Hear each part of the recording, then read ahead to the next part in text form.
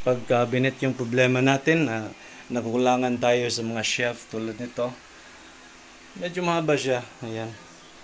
Dito sa kabila naman, pwede nating nadagdagan ko to. Pero kala natin hindi pwedeng dagdagan.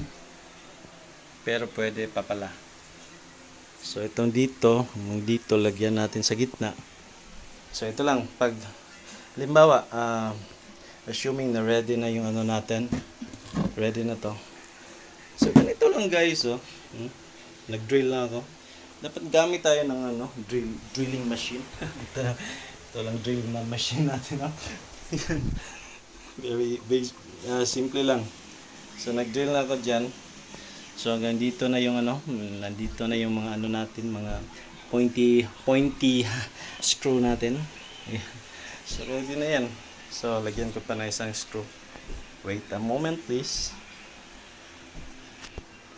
Yan. Yan, oh. So, simple lang. Yan lang. Hindi na siya well, kapag hindi kasi tayo gumamit ng drill, talagang sobrang very hard yung pag mag-screw tayo. Halimbawa kung wala tayong yung drill na pang screw lang or hand tool na pang screw na di battery or di kuryente. So tingnan natin, andyan yung pointy screw niya, yung niya, pantusok niya dito. Ayan. So ayan, pwede na nating lagay na natin yung ating additional na shelf.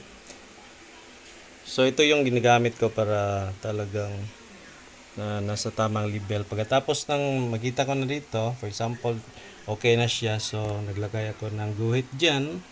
At then dito sa kabila may guhit din.